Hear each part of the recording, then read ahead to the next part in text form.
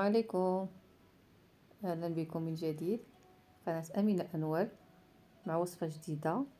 هنا كيف كتشوفوا كيكة ديال مول العجيب بالحامض، بكريمة بعصير الحامض ولو زيست. والكيكة داير فيها لو زيست ديال الحامض، قشرة ديال الحامض محكوكة ومزينة كيف كتشوفوا هنا بالشوكولاتة وطريفة الحامض. دايره داك الحامض تما غابل باللي راه الكيكه راه فيها الحامض لداخل. كيف كتشوفوا هنايا جوج ديال البيضات مع شويه الملحه غنطربوهم مع ساشي د فاني وكاس مع مرش ديال سنيده. هنا نقولوا ثلثين كاس ديال العنبه ديال سنيده. غادي نطربوها مزيان كيف العاده حتى تولي بحال على شكل كريمه بيضاء.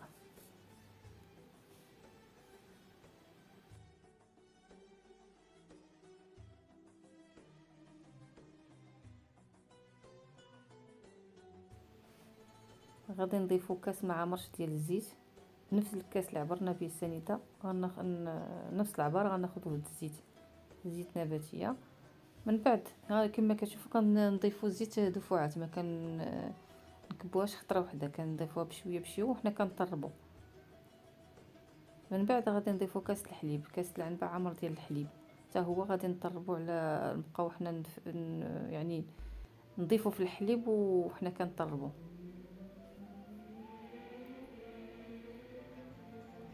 كما كتشوفوا كنضيف هنا الحليب.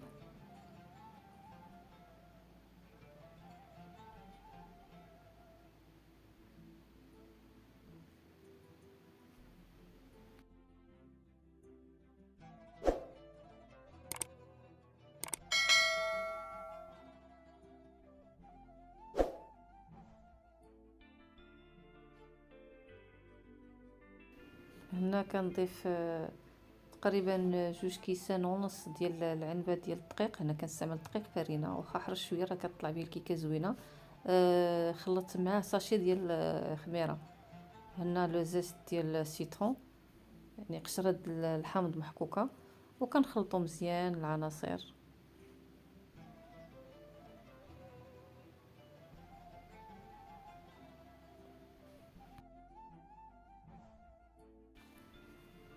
هنا خلطت المكونات مزيان. غادي نجيب مول غندهنو بالزبده وغنوضع فيه الخليط،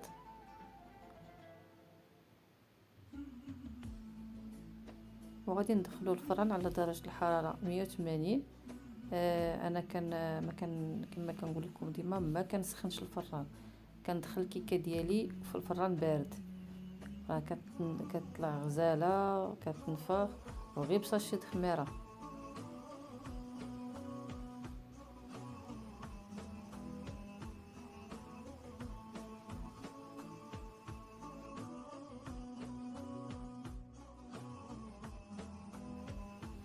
دوزو دابا نحضروا الكريمه اللي غنديروا الكيكه.